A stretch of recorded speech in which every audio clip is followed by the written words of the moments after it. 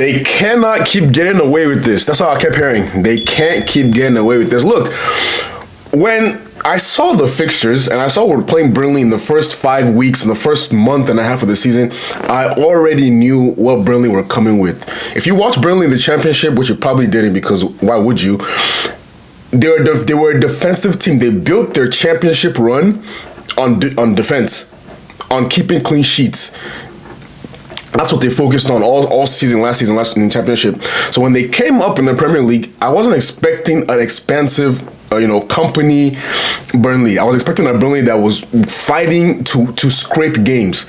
If they go to any of the big six, they're gonna sit in and just hope for a counterattack. Use the pace of Jadon Anthony.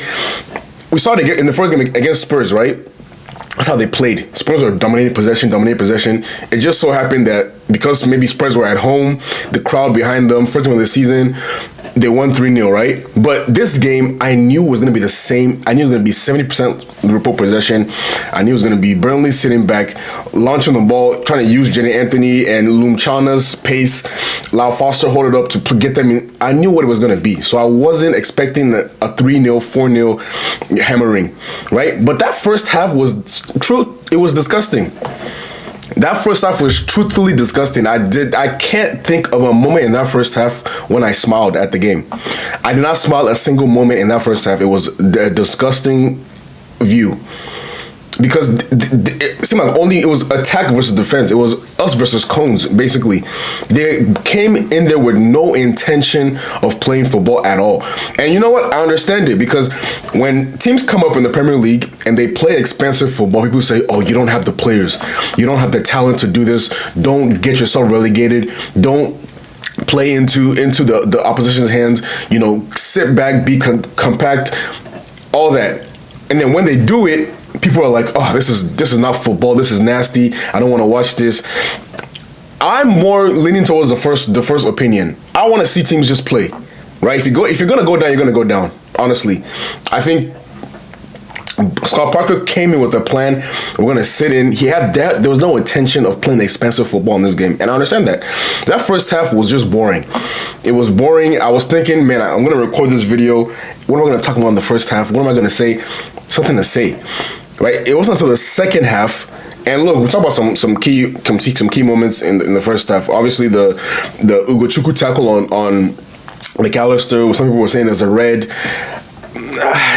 If you're gonna give a red for challenges like that, I think there's gonna be a red card in every single game of every season. It's just too harsh. It's an unfortunate twist of the ankle. It's not a red card, right? Yellow card is a fair decision. The Kirkez dived for the which he didn't even need to. The position he was in, he could have put the cross in, and let's see what happens from there. But it was just a weird decision to do that. And Kirkez this season has shown he can be a little bit of a loose cannon at times, right?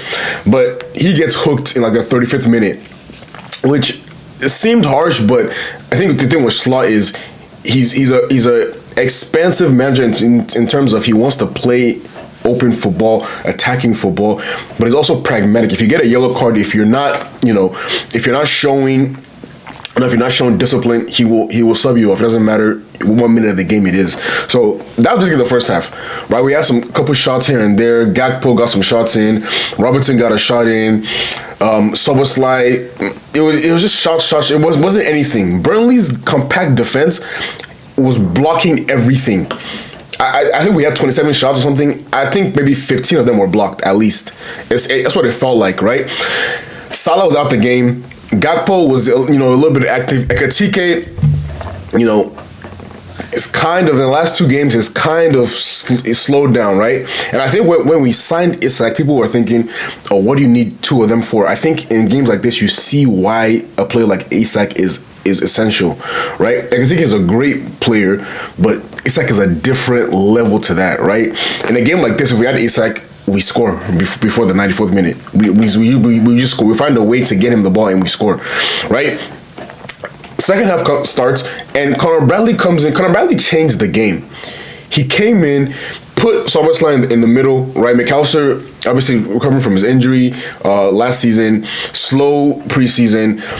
international break, still kind of slow. He came into this game, I didn't really expect him to play 90 minutes anyways, right? But he comes off, and we put Soboslai in the middle, and then Bradley's energy, pace, drive, late runs into the box. He just gave the team energy. In that first 15 minutes of the second half, Liverpool were just peppering Burnley, right? Not necessarily just shots, but quickness of play, quickness of thought. We were moving the ball quicker. We were passing the ball quicker. We were getting into dangerous positions quicker.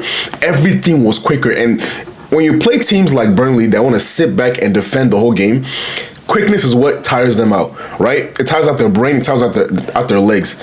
But we're too slow in prediction in that first half. And we started to wear them down as the game wore on. Right? I wish we started aggressively in the first half, because it would have slowed Burnley down quicker in the game, right? We wouldn't have to rely on a last minute. But that wasn't, and I think international break, when you come back, especially if you're one of the big teams and all your players come back, you don't really play the most expansive, attractive football. Like Arsenal won 3-0 yesterday, but it wasn't beautiful football, right? It was a lot of Eze and Madueke just cooking, right? Chelsea drew. It wasn't anything, it wasn't anything to write home about. So with these big teams that have international players, they tend to struggle that first game back. And Liverpool, it wasn't necessarily struggle. It was final third disappointments. And Burnley's just compact. Now 9 players behind the ball all game is incredibly difficult to break down. I don't care. You have to be, prime Man City, prime Barcelona, prime Bayern, those kind of teams that can just break these teams down with ease. Liverpool haven't reached that level yet. And when you're champions and you're on everybody's list, everybody wants to beat you or at least upset you or do something to throw you off your game. So every game is going to be a little bit more difficult than last season. I've already anticipated that. If you've ever won the Premier League, you know how that is. If you're a Man United fan, Chelsea fan, City fan, you know how it is. Every season after you win the league, all the teams just have like 10% XP boost. They're just more aggressive playing you, right? So I expected that to be the case, and that was the case 100%. So second half, Liverpool was just better. Florian Wirtz was better. He was picking up key positions, driving with the ball, playing balls into Ekitike, playing balls into Gakpo. There was a moment where he gets the ball edge of the box, edge of the 18. 2 plays on his hip, turns, swivels, and then plays a little ball into Gakpo. Or another moment where he drives with the ball, fakes him to his left, fakes it back into his right. There's 3 players in front of the ball, and he gets a shot maybe like 3 yards past the post. So that's the kind of thing I want to see from Florian Wirtz, right? Creating chances, dribbling, getting shots off, just being more effective. People are still going to say, oh, Florian Wirtz is not doing enough. Who else is really doing much? Right? Who else has really been cooking? Like, let's actually, who's been cooking? Salah hasn't been cooking at all. Yes, he's getting the GA, but he's not been cooking. Wirtz, no. Ekitike first 2 games, yes. Since then, no. Gakpo, consistently, averagely cooking, right? So it's not like the attack has been exceptional and Florian Wirtz is the weak link. The attack is still figuring itself out. It's still working, working together. But the second half was just more of the same. But it was even emphasized by the way Liverpool were attacking, getting shots off, getting into the box. Robertson was bombing forward. Bradley was bombing forward. Soboslai and Bremer were taking pop shots any chance they get, because why not? Why not test the keeper? Why not try something different? You're not going to walk the ball in, against teams like this. You're just not going to be able to do that. So find another solution.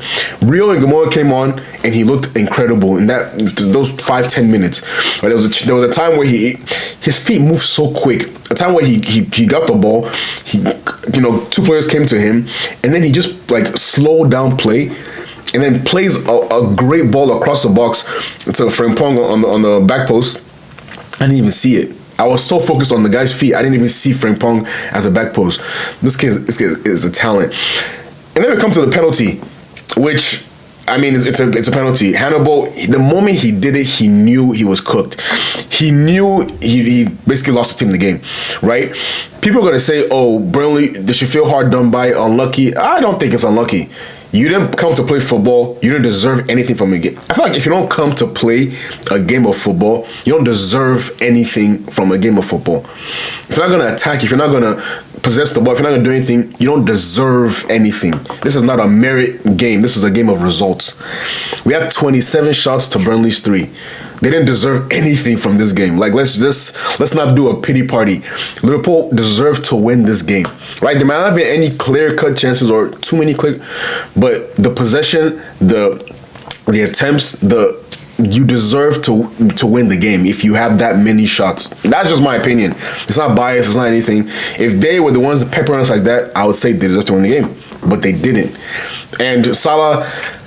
It was a little hard in mouth moment when he stepped up, because Salah in the last 2 penalties he's taken has been poor. It's been disappointing, right? So I was expecting, yes, maybe he'll score, maybe he won't, but I just don't just hit the target at least, right? Because the last 2 ones just skied it. Exceptional penalty, top corner, no keeper in the world is saving that, and Liverpool walk away with 3 points. And there was all this talk first game against Bournemouth 4-2. Oh, look at their defense, it's so open, it's so anybody can get in there. Okay, Newcastle, oh, you blow another 2-0 lead. Look at the defense. Now Arsenal and Burnley 1-0 wins, and people are saying, oh man, this team is so unconvincing. So when we score 4 and 3 goals, it's look at the defense. When we score 1 goal, it's not convincing. So there's no winning. Liverpool fans, don't worry about trying to impress or convince anybody of your team. There is going to be something to say at every moment. That's what comes with being champions. People will look to criticize you and bring you down any moment they can, and as they should. You're the champion. They need to do anything to throw you off your game, to bring you down to their level. So I don't even concern myself with statements like that.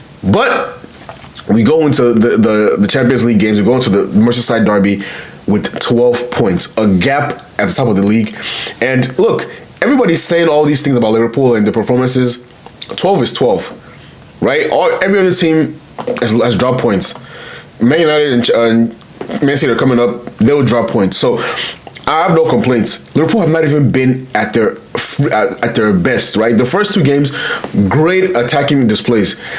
The last 2 games, great defensive displays. So there's a way to kind of balance that out, and I hope that's what we see at the Merseyside derby.